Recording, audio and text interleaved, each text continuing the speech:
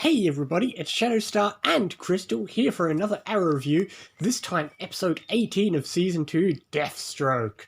Ooh. Yeah, the name pretty much is foreboding, which I don't know why they decided to use the name for this episode. I mean, sure, he was a lot of the focus, but surely there would have been a better episode. He wasn't Deathstroke a lot. Oh well, that doesn't mean it wasn't an interesting episode. Obviously, it picks up where we saw her last time, with Thea being kidnapped with Slade. With obviously, and the whole basically the whole episode revolves around her kidnapping, which gave us a lot of good scenes. Yeah, also, the way Slade is so far ahead, it's almost like I don't know, did he study psychology? Because it's like he knows what everybody's going to do. He just knows Oliver well. He knows what Oliver would probably do, and he knows Not how just to trick him. Oliver, but Thea, because, how would things have been changed if she had walked right out when he said, but I can tell you a secret? I'm sure he still... I mean, anyone would want to figure out. I mean, you were kidnapped for a reason. You'd want to know why. So... But yeah, which, that's the thing, the episode revolves around Thea's kidnapping, and at the very end, Thea now knows that Malcolm is her father, but they do toy with the idea of Thea learning a different secret, although Slade tells somebody else that secret. Yeah.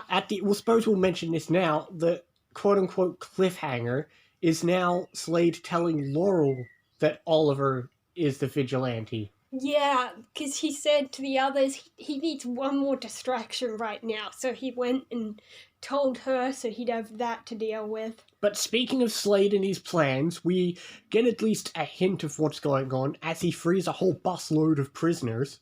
Yeah. Which obviously... And, that relates to when he said to Sebastian, I promised you an army to take the city with. Exactly, that's the thing, we know he's working to stuff, and that's the thing. Like I said, when getting very close to I believe there are 5 episodes left, which means we're really building close to the end. So, everything is either a cliffhanger or really much setup. Obviously, we don't have... That's the thing, I can't think of... The rest of these last few episodes are all a blur to me, like the ending of Season 1, where I can't think of any one-off villains. I think most of this season is surely just dealing with the Slade stuff. Yeah, definitely. And speaking of Slade, we learn he's been influencing more than we know, because it turns out he was working with Isabella Rochev the whole time. That's the thing. And I love that she phrases working with him, not for him. Yeah, I know. Even though clearly we know everyone works for Slade. No one works with Slade. Yeah, what is she getting out of it? That's a good question. Well, actually, we do find why she has vengeance on Oliver and his family soon. Oh, okay. Yeah, but obviously, yeah. That's the thing, we also had the plot of, because Oliver's been so busy and so that's another benefit you don't realise, is he did this to put so much pressure on Oliver that he wouldn't be thinking straight and just hand over the company to Isabella Rochev. Yeah, he planned everything out. He was like, okay, I do this and this and this, and Oliver won't be able to go to meetings. He will hand over CEO to her. Yeah, and it splits up him and Thea, and then he finishes off with a distraction for Laurel, and not only that, I wonder, I don't know if he planned this, but obviously it makes it even more hectic, because we get a scene I didn't care for that much was, the conflict with Roy and the rest of the team.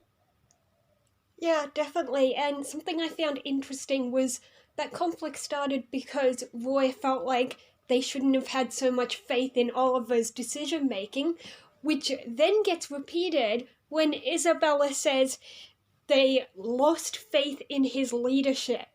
Yeah, I guess I didn't catch if that was supposed to be an intentional parallel, but it's still a nice one.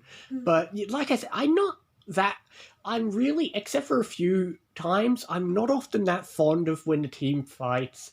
It just gets annoying. Yeah, definitely. So I didn't really care for the Roy bickering with the rest of the team, but I suppose something had to happen. But I did like before that, I did like when they were all teaming up to go track down Slade, and you had him and Roy and Sarah. And just in case you were doubting how strong Slade is, I love how just Roy walks up, gives him a big punch, and Slade just stands there, doesn't even care. Well, they both got Mirakuru. Exactly, but obviously Slade's just a lot more stronger. Well, like we've mentioned before, there's always a chance he could have given himself more. That's true. We don't... Obviously, yeah, Slade's been... I mean, I don't know what it is, whether they've padded him out, but, like, look at Slade in the flashback.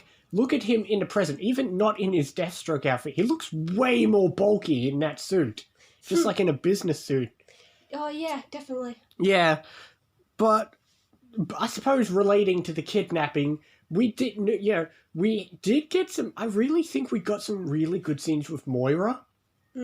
We did get some... You have to give credit to the actress. Moira has quite a few good scenes in this episode and the upcoming few episodes.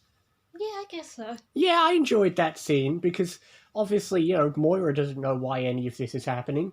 So it just makes it even worse for her. But, that scene where, like...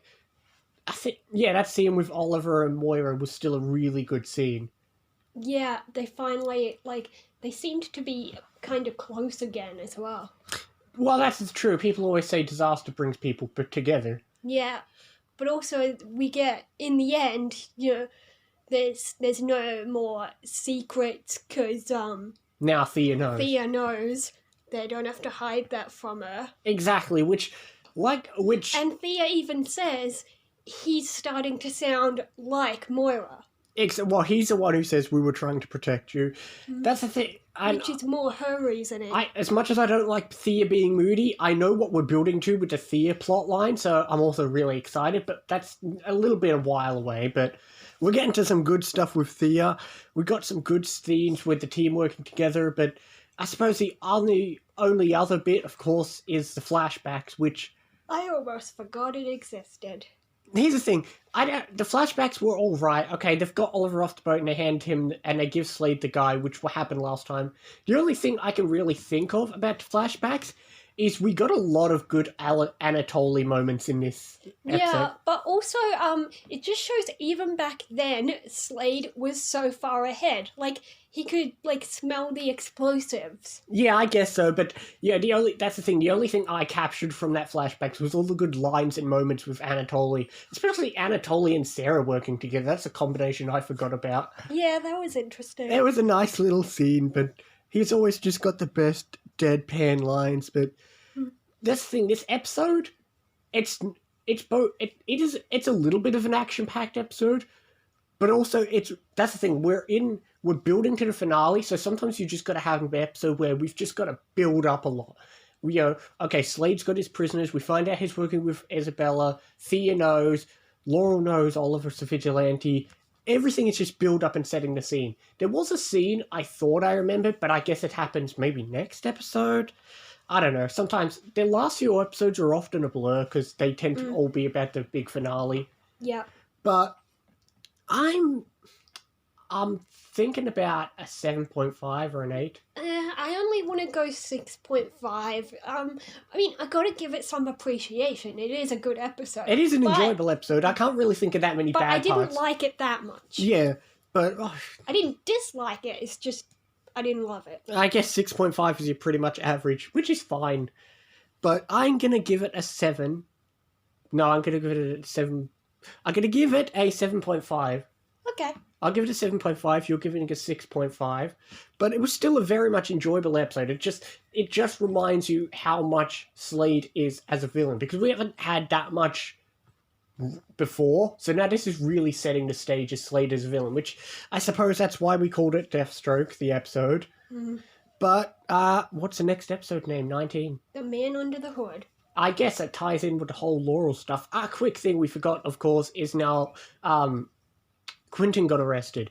Oh, yeah. That was Which is so dumb because it turns out he got the right guy. I know, but... Thea named him and said, yeah, it was Slade. But to be fair, he is knowingly working with the vigilante, which I suppose is a crime, because a vigilante is a crime, so he's aiding and abetting a crime. Can they prove that? He's willingly worked with him. He already know. He hasn't done any effort to hide that. Yeah, true. Exactly. But yeah, okay, so that's the only other point, but... That is probably... Yeah, so I remember quite a few things, and obviously the title of the next episode refers to, obviously, what Laurel knows. Yeah, probably. Yeah, which... I think I remember a scene from the next episode.